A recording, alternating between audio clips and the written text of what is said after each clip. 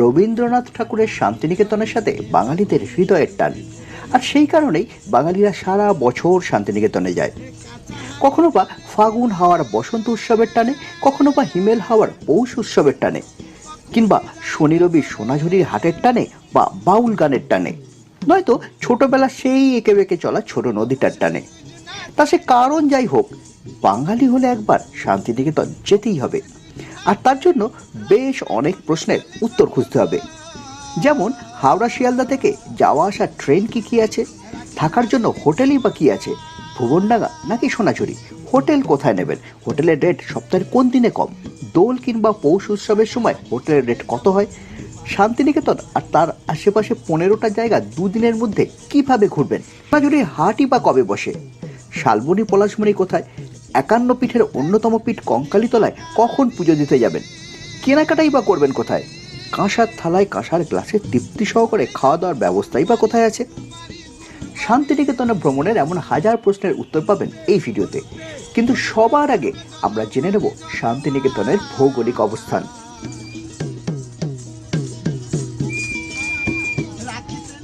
প্রথমেই জেনে নেব শান্তিনিকেতন তথা বিশ্বভারতী ঠিক কোথায়। বোলপুর স্টেশন থেকে সোজা উত্তরে 3 কিলোমিটার গেলেই পৌঁছে যাবেন বিশ্বকবির স্মৃতি বিজড়িত শান্তিনিকেতন। এই শান্তিনিকেতন ভ্রমণের 3টি প্রধান কেন্দ্র। প্রথমটি হলো বিশ্বভারতী ক্যাম্পাস চত্বর এবং তার আশেপাশের বিশ্বভারতী মিউজিয়াম, কলা ভবন, অমর্ত্য সেনের বাড়ি, বল্লভপুর ডিয়ার পার্ক, সৃজনী শিল্পগ্রাম এবং সুরুল রাজবাড়ি। দ্বিতীয় কেন্দ্রটি হলো খোয়াই এবং তার আশেপাশে শালবনী, পলাশবনী, সোনাঝুরি হাট, প্রকৃতি ভবন মিউজিয়াম, 34 ফুটের বুদ্ধ মূর্তি, আমার কুটির সোসাইটি, আমার কুটির ইকো পার্ক, বিশ্ববাংলা হাট এবং কোপাই নদী। আর তৃতীয় কেন্দ্রটি হলো 51 পীঠের অন্যতম পীঠ কঙ্কালীতলা মন্দির। শান্তিনিকেতনে কিভাবে যাবেন? কলকাতা থেকে শান্তিনিকেতন যাওয়ার সব থেকে ভালো উপায় হচ্ছে ট্রেন। হাওড়া এবং শিয়ালদা থেকে সারা দিন আছে অনেক ট্রেন। ট্রেন অনুযায়ী সময় লাগে 2 ঘন্টা থেকে 4 ঘন্টা। কিন্তু শান্তিনিকেতনের বেশিরভাগ হোটেলের চেক ইন টাইম দুপুর 12টা আর চেক আউট টাইম সকাল 11:30। তাই 11:30টার আগে হোটেলে পৌঁছে গেলে আগের বোর্ডের চেক আউট করে বেরিয়ে যাবার পর রুম রেডি করা পর্যন্ত এই সময়টুকু কিন্তু রিসেপশনে বসে আপনাকে ওয়েট করতে হতে পারে। তাই আমার মতে যেসব ট্রেন বোলপুরে 11টা বা 12টা নাগাদ পৌঁছচ্ছে সেই সমস্ত ট্রেনে গেলে এই অসুবিধার সম্মুখীন আপনি হবেন না। আর নেহাতি যদি আপনি আগে আগে বোলপুরে পৌঁছে যান, সেক্ষেত্রে বোলপুর স্টেশনের পাশে গীতাঞ্জলি মিউজিয়াম দেখে সময় কাটিয়ে তারপরে আপনি হোটেলে পৌঁছতে পারেন। নিচে হাওড়া এবং শিয়ালদা থেকে সমস্ত ট্রেনের সময়সূচি ডেসক্রিপশনে দিয়ে দিলাম। আর আপনি যদি গাড়িতে যেতে চান, সেক্ষেত্রে হাওড়া থেকে বোলপুরের দূরত্ব প্রায় 170 কিলোমিটার এবং গাড়িতে সময় লাগে কম বেশি 5 ঘন্টা। শান্তিনিকেতন কখন যাবেন? বছরের যে কোনো সময় যাওয়া যায় শান্তিনিকেতন, এমনকি বর্ষার সময়ও। তবে পর্যটকদের কাছে শান্তিনিকেতন যাবার প্রধান আকর্ষণ 3টি: পৌষ মেলা, বসন্ত উৎসব আর শনিবারের হাট বা সোনাঝুরির হাট। একে একে বলি। পৌষ মেলা প্রতি বছর পৌষ মাসের 7, 8, 9 আর 10 এই 4 দিন শান্তিনিকেতনে অনুষ্ঠিত হয় পৌষ মেলা। 1843 সালের 21শে ডিসেম্বর বাংলার 7ই পৌষ রবীন্দ্রনাথের বাবা মহর্ষি দেবেন্দ্রনাথ ঠাকুর ব্রাহ্ম ধর্মে দীক্ষিত হয়েছিলেন। সেই দিনের স্মরণেই হয়ে আসছে এই পৌষ মেলা। আগে এই মেলা অনুষ্ঠিত হতো বিশ্বভারতী মিউজিয়ামের পাশে এবং কাঁচ মন্দিরের সামনে পুরনো মেলার মাঠে, কিন্তু বর্তমানে বিপুল পর্যটক সমাগমের কারণে এই মেলা অনুষ্ঠিত হয় পৌষ মেলার মাঠে। পৌষ মেলার উদ্বোধনের দিন 7ই পৌষ সকালে বেজে ওঠে সানাই। তারপর বৈতালিক দল আশ্রম প্রদক্ষিণ করেন। এরপর ছাতিমতলায় হয় প্রার্থনা। পৌষ মেলার মাঠে মূল মঞ্চে এই কদিন ধরে চলে বাউল গান, কীর্তন, ফকির গান, রামায়ণ গান, রায়বেশে নাচ এবং যাত্রাপালা।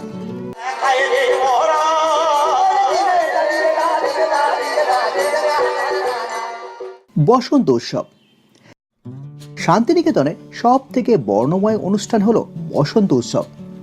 প্রতি বছর দোল পূর্ণিমায় সকাল 7টায় গৌড় প্রাঙ্গণে শুরু হয় বসন্ত উৎসবের পদযাত্রা। ওরে গৃহবাসী খোলদার খোল লাগলো যে দোল, এই গানের তালে তালে বিশ্বভারতীর ছাত্রছাত্রীরা নাচতে নাচতে আসেন এই গৌড় প্রাঙ্গণে। পর্যটকরা জমা হন এখানেই, কিন্তু প্রবল ভিড়ের কারণে এই বছর অর্থাৎ 2020 সালে বসন্ত উৎসব অনুষ্ঠিত হবে পৌষ মেলা মাঠে। সোনাঝুরি হাট। পৌষ মেলা ও বসন্ত উৎসব ছাড়া পর্যটকদের কাছে শান্তিনিকেতনের আর এক আকর্ষণ হলো শান্তিনিকেতন থেকে মাত্র 2.5 কিলোমিটার দূরে খোয়াইয়ে সোনাঝুরির বনের মধ্যে শনিবারের এই হাট। হাট যে জায়গায় বসে তার নাম খোয়াই, তাই এই হাটকে খোয়াইয়ের হাটও বলা হয়। আবার সেখানে আছে সোনাঝুরি গাছের বন, তাই এই হাটকে সোনাঝুরির হাটও বলা হয়।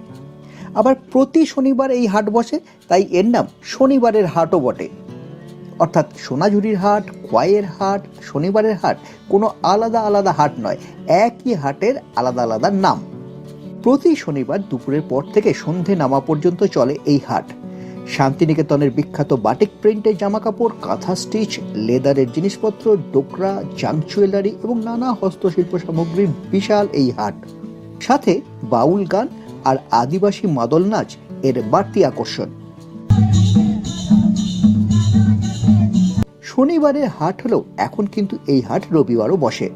এই সোনাঝুরির হাট এতটাই জনপ্রিয় যে শান্তিনিকেতনে শুক্র, শনি, রবি এই 3 দিন প্রতি হোটেলের ভাড়া সপ্তাহের বাকি দিনের থেকে প্রায় 1.5 গুণ বেশি। কিন্তু তাও আমি বলবো, দোল বা পৌষ মেলা ছাড়া বছরের অন্য সময় শান্তিনিকেতন এলে অবশ্যই শনি রবিবার আসবেন, কারণ এই শনি রবিবারই একমাত্র আপনি পাবেন সোনাঝুরির হাট। আর রবীন্দ্র মিউজিয়াম সহ বিশ্বভারতী ক্যাম্পাসের সবকিছু খোলাও পাবেন। মনে রাখবেন, বুধ এবং বৃহস্পতিবার এখানে কিন্তু অনেক কিছুই বন্ধ থাকে। এবারে আসি শান্তিনিকেতনে কোথায় থাকবেন। শান্তিনিকেতনে থাকার জন্য আছে আপনার বাজেট এবং পছন্দ অনুযায়ী hotel, resort, homestay. Visva Bharati campus চত্বরে আছে Santiniketan tourist lodge, hotel royal Bengal, Bolpur youth hostel, hotel Santiniketan, VIP lodge, Nisha hotel, hotel Basundhara, deer park eco home ইত্যাদি। আবার শ্যামবাটি বাজার এলাকায় আছে Christy guest house, Santiniketan residency, Malancha lodge, Birbhum guest house প্রভৃতি।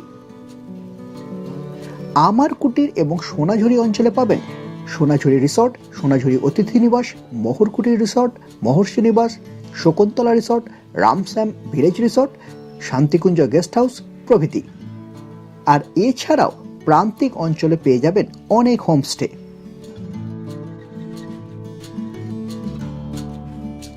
মনে রাখবেন, এখানে বেশিরভাগ হোটেলে চেক ইন টাইম দুপুর 12টা আর চেক আউট টাইম সকাল 11:30।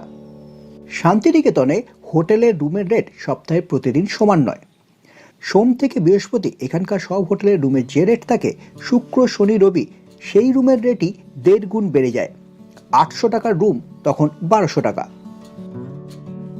আর দোল এবং পৌষ মেলার সময় সেই রুমের রেটই হয়ে যায় 2000 টাকা। এবং প্রতি রুমই তখন 3 দিনের প্যাকেজ হিসেবে দেওয়া হয়। অর্থাৎ আপনি একদিনই থাকুন আর 3 দিনই থাকুন, আপনাকে 3 দিনের রুম ভাড়া নিতেই হবে। তাই দোল বা পৌষ মেলায় আসার প্ল্যান করলে অবশ্যই অনেক আগে থেকে হোটেল বুক করুন, তাতে রুম ভাড়া কিছুটা সস্তা পেতে পারেন। এছাড়া ওই সময় স্থানীয় মানুষেরা তাদের বাড়িতে তুলনায় অল্প পয়সায় থাকার ব্যবস্থাও করে দেন। হোটেল কোথায় নেবেন? আপনি যদি দোল বা পৌষ মেলার সময় শান্তিনিকেতনে আসেন কিংবা প্রথমবার শান্তিনিকেতনে আসেন, তাহলে সেক্ষেত্রে অবশ্যই হোটেল নেবার চেষ্টা করুন বিশ্বভারতী ক্যাম্পাসের কাছাকাছি। অন্য সময় হলে অবশ্য আপনি সোনাঝুরি বা প্রান্তিকের কাছে থাকতেই পারবেন। শান্তিনিকেতন বেড়ানোর জন্য কতদিনের ট্যুর প্ল্যান করবেন?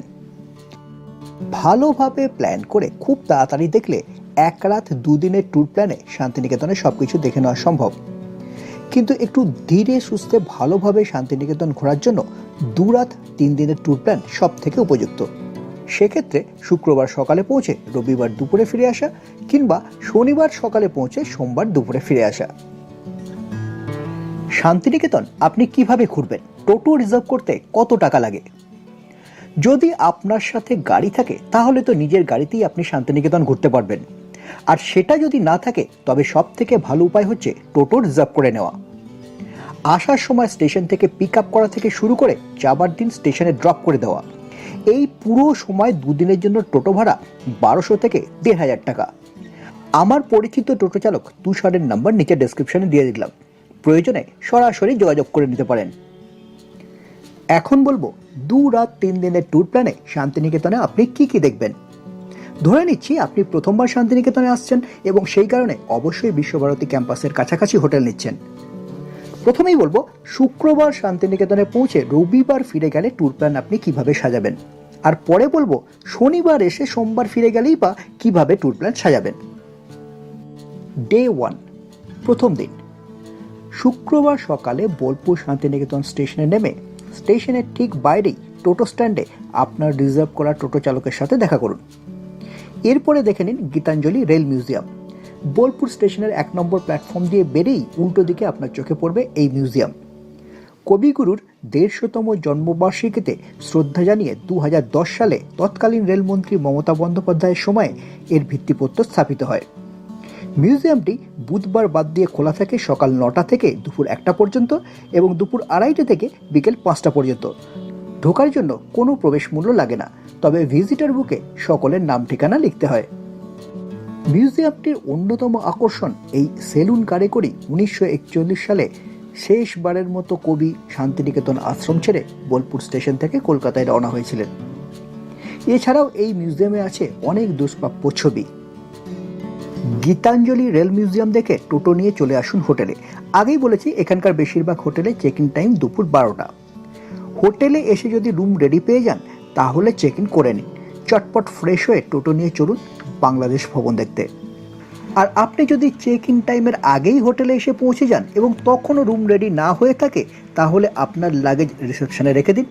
ব্রেকফাস্ট না হয়ে থাকলে হালকা কিছু খেয়ে নিন, তারপর টোটো নিয়ে চলুন বাংলাদেশ ভবন দেখতে। বাংলাদেশ ভবন দেখে ফিরে এসে হোটেলে চেক ইন করে ফ্রেশ হয়ে আবার বেরোবেন। বাংলাদেশ ভবন 2018 সালের 25শে মে বাংলাদেশের প্রধানমন্ত্রী শেখ হাসিনা, ভারতের প্রধানমন্ত্রী নরেন্দ্র মোদী এবং পশ্চিমবঙ্গের মাননীয় মুখ্যমন্ত্রী মমতা বন্দ্যোপাধ্যায়ের উপস্থিতিতে বোলপুরের শান্তিনিকেতনে বাংলাদেশ ভবনটির উদ্বোধন করেন। 4100 বর্গমিটারে বাংলাদেশ ভবনে রয়েছে 2টো সেমিনার হল, একটা লাইব্রেরি, একটা জাদুঘর এবং একটা শিক্ষাকেন্দ্র।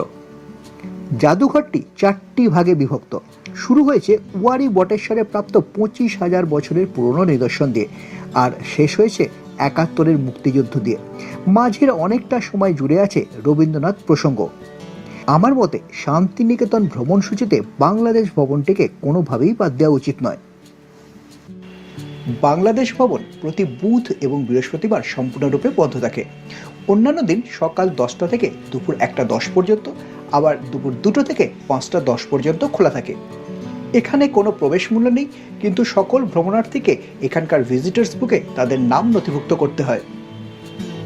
হোটেলে যদি চেক ইন না হয়ে থাকে তাহলে বাংলাদেশ ভবন দেখে হোটেলে গিয়ে চেক ইন করে ফ্রেশ হয়ে বেরিয়ে পড়ুন বল্লভপুর ডিয়ার পার্ক দেখতে।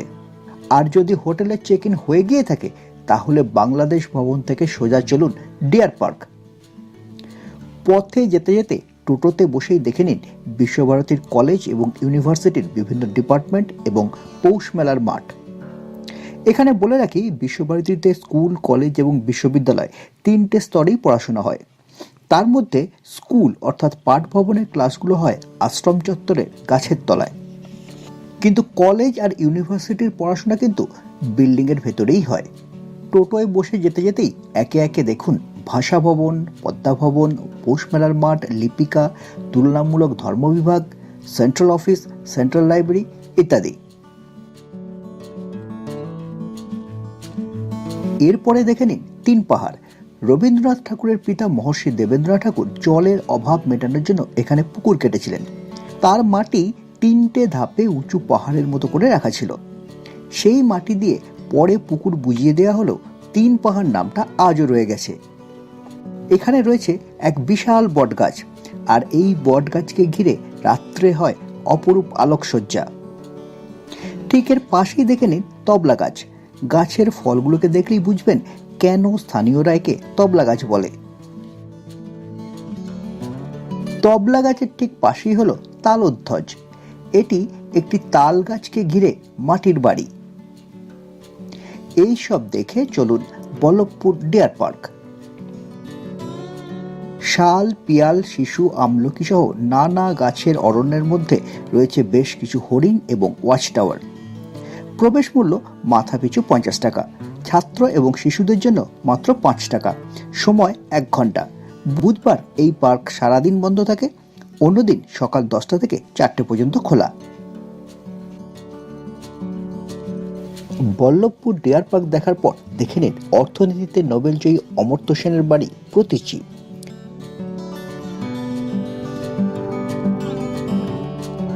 সেখান থেকে চলে আসুন সৃজনী শিল্পগ্রাম।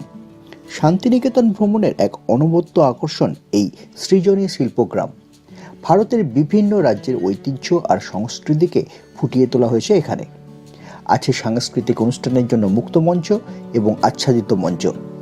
এছাড়াও এখানে আছে বস্ত্র ও বিভিন্ন হস্তশিল্প সামগ্রী বিক্রির ব্যবস্থা।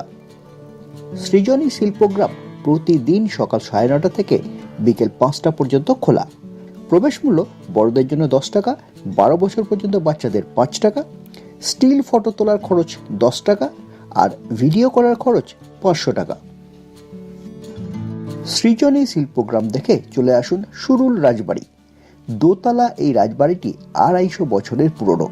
বাড়ির ঠাকুর দালানটি সত্যি দেখার মতো। এখানকার দুর্গাপুজো 250 বছরের পুরনো। বর্তমানে জনপ্রিয় টিভি সিরিয়াল রানী রাসমণির অনেক দৃশ্যের শুটিং হয়েছে এই সুরুল রাজবাড়িতে। সুরুল রাজবাড়ি দেখে ফিরে আসুন বিশ্বভারতী ক্যাম্পাস চত্বরে এবং এখানকার আয়োজন হোটেলে সেরে নিন লাঞ্চ। লাঞ্চের পরে ঘুরে দেখুন বিশ্বভারতীর ক্যাম্পাস এবং মিউজিয়াম। বিশ্বভারতী ক্যাম্পাসের খুঁটিনাটি জানতে চাইলে আপনাকে নিতে হবে একজন গাইড। শান্তিনিকেতনের কাঁচঘর বা উপাসনা গৃহের সামনের প্রবেশপথের কাছেই পেয়ে যাবেন গাইড। গাইডের ফিস 200 টাকা।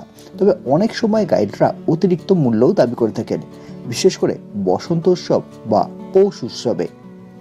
গাইড আপনাকে সবকিছু ঘুরিয়ে দেখাবেন এবং সাথে জানাবেন এখানকার ইতিহাস। এমনকি রবীন্দ্র মিউজিয়ামের টিকিটও গাইড আপনার হয়ে সংগ্রহ করে দেবেন। প্রবেশপথের প্রথমেই চোখে পড়বে বেলজিয়াম কাঁচে মোড়ানো উপাসনা গৃহ।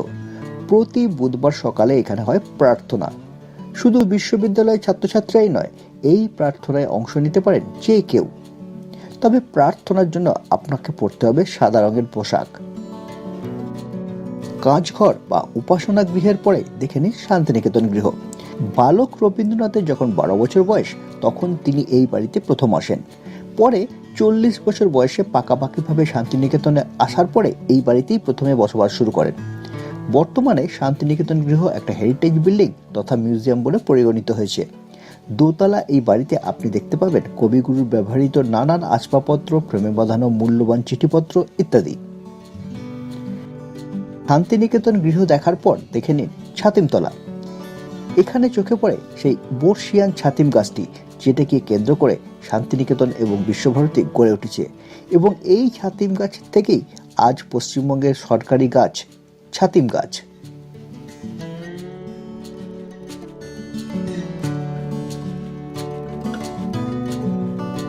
আম্রকুঞ্জ। অনেক আম গাছ থাকার কারণে এই জায়গাটার নাম হয়েছে আম্রকুঞ্জ।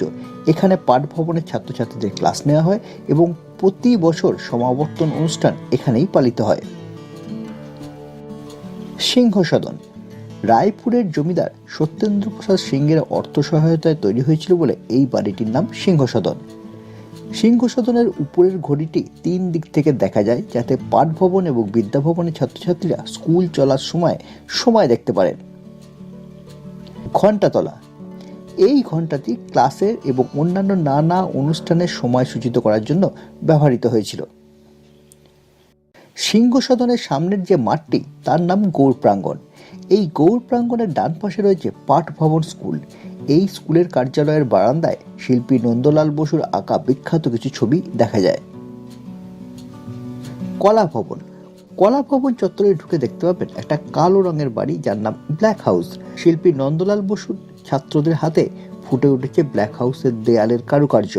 বাড়িটি এখন কলা ভবনের ছাত্রবাস। কলা ভবনের মধ্যে রয়েছে শিল্পী রামকিঙ্কর বেজের তত্ত্বাবধানে শিল্পী অসিত হালদারের তৈরি মহাত্মা গান্ধীর দাণ্ডি অভিযানের মূর্তি। এছাড়াও আছে রামকিঙ্কর বেজের সৃষ্টি মূর্তি কলের বাঁশি।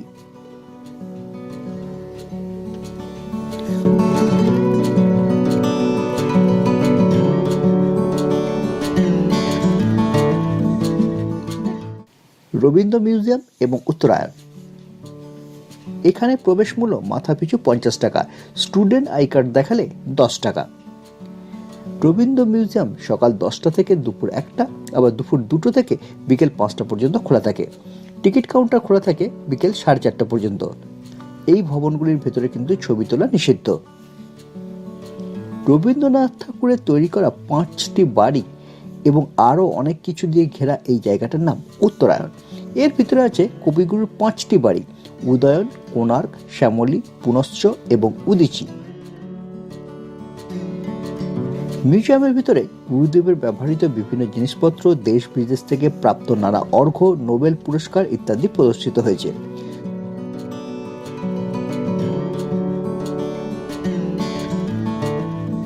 এছাড়াও কবিগুরুর ব্যবহার করা অস্টিন গাড়িটি প্রদর্শিত হয়েছে এই উত্তরায়ণে। পুরো উত্তরায়ণ চত্বরে আছে বেশ কিছু স্থাপত্য এবং ভাস্কর্য, যার মধ্যে রয়েছে শিল্পী রামকিঙ্কর বেজের বিখ্যাত সাঁওতাল পরিবার। দ্বিতীয় দিন, ডে 2। আপনি যদি শুক্রবারে শান্তিনিকেতনে এসে পৌঁছান তাহলে ডে 2 মানে শনিবার সকালে তাড়াতাড়ি ঘুম থেকে উঠে ফ্রেশ হয়ে চলুন কঙ্কালীতলায় পুজো দিতে। মনে রাখবেন, শনিবার এখানে পুজো দেওয়ার জন্য খুব ভিড় হয়, তাই চেষ্টা করবেন সকাল 8টার মধ্যে মন্দিরে পৌঁছে যেতে। কঙ্কালীতলা হলো 51 সতীপীঠের শেষ সতীপীঠ। কথিত আছে এখানে মায়ের কোমরের অংশ পড়েছিল। সেই জায়গায় বর্তমানে আছে একটি কুণ্ড। মন্দিরের পিছনের দিকে আছে কোপাই নদী। এই নদীর উপরে একটি শ্মশানও এখানে আছে। পুজো দেবার পর এখানেই কোনো দোকানে কচুরি, তরকারি, মিষ্টি সহযোগে সেরে নিন প্রাতরাশ। ব্রেকফাস্টের পরে চলুন বিশ্ব বাংলা হাট। নানা রকম হস্তশিল্প এবং বস্ত্র সামগ্রী তৈরি হওয়া যেমন দেখতে পাবেন, তেমনি কিনতেও পারবেন। বিশ্ব বাংলা হাট থেকে চলুন শালবনী। খোয়াইয়ের হাট যাবার পথে সারি সারি শাল গাছের জঙ্গল এই শালবনী। শান্ত নিরিবিলি পরিবেশ এখানকার বৈশিষ্ট্য। বেলা শেষে পোস্ত, ইষ্টিকুটুম ইত্যাদি নানা সিনেমা এবং সিরিয়ালের শুটিং এখানে হয়েছে। এই জায়গাতেই সেই বাহামণি সিরিয়ালের মারাঙ্গুরু ঠাকুরের যে শুটিংটা হয়ে থাকতো এই জায়গাতে হতো। শালবনী পেরিয়ে টোটো আপনাকে নিয়ে যাবে সাঁওতালি গ্রাম পলাশবনীতে। বাহা সিরিয়ালের জন্য এই স্থানও এখন একটি জনপ্রিয় পর্যটন স্থল। এখানে আছে বাহার বাপের বাড়ি। বাড়িটি অবশ্য এখন হস্তশিল্পের বিক্রয় কেন্দ্রে পরিণত হয়েছে। শালবনী থেকে ঘুরে নিন প্রকৃতি ভবন মিউজিয়াম। প্রবেশ মূল্য 30 টাকা। এখানে আছে বিভিন্ন প্রাকৃতিক বস্তুর সংগ্রহ, ঠেটটুকরো, পাথর, ফসিল প্রভৃতি। প্রকৃতিতে যেভাবে পাওয়া গেছিল ঠিক সেভাবেই কোনো রকম ঘষা মাজা ছাড়াই সেগুলো এখানে সংগ্রহ করা হয়েছে। এখান থেকে চলুন আমার কুটির সোসাইটি। যদি এরই মধ্যে আপনার দুপুরের খাবার টাইম হয়ে গিয়ে থাকে তাহলে আমার কুটির হেসেল করে লাঞ্চ সেরে নিন। নয়তো আমার কুটিরে পৌঁছে সেখানকার হস্তশিল্প এবং কুটির শিল্পের এক বিরাট সম্ভার আপনি দেখতে পাবেন। শান্তিনিকেতনে কেনাকাটার অন্যতম সেরা গন্তব্য এই আমার কুটির।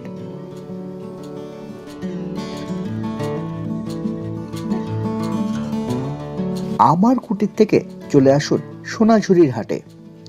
পথে দেখে নিতে পারেন আমার কুটির ইকো পার্ক।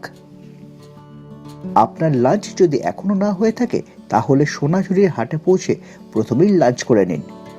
লাঞ্চ করতে পারেন শকুন্তলা রিসর্ট বা রামশ্যাম রিসর্টে। এখানে কাঁসার থালা, কাঁসার গ্লাসে ভেজ থালি 130 টাকা, সাথে মাছ, মাংস ইত্যাদি যা নেবেন তার খরচা বাড়তি। লাঞ্চ সেরে এবার ঘুরুন সোনাঝুরির হাট।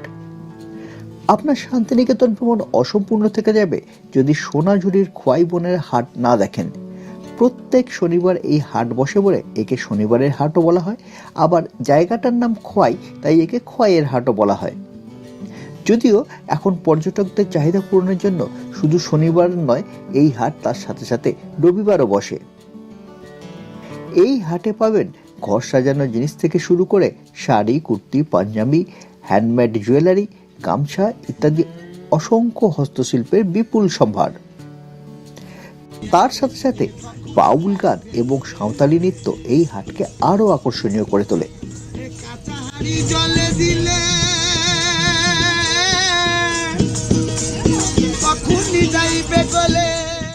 ইচ্ছে হলে সাঁওতালি নাচের সাথে আপনি পাও মেলাতে পারেন।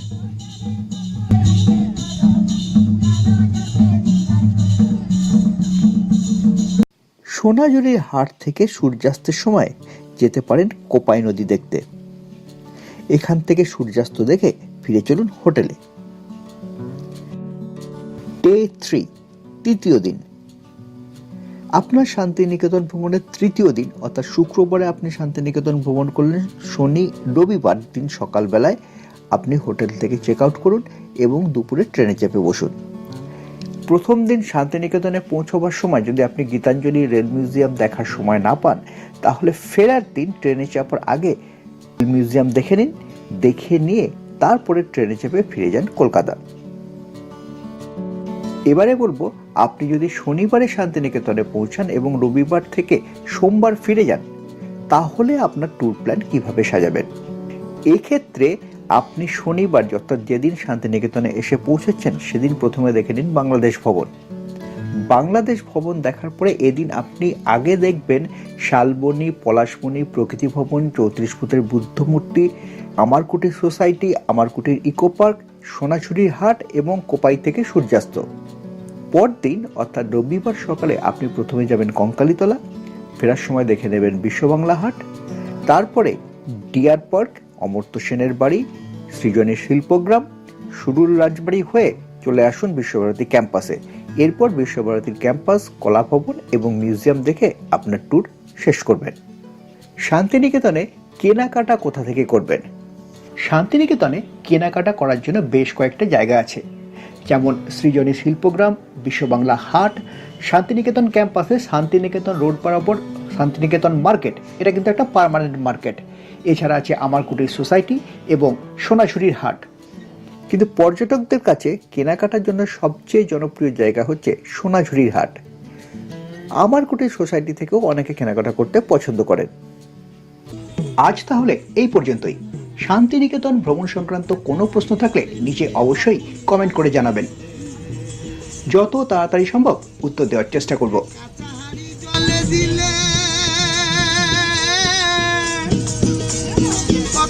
যাইবে গলে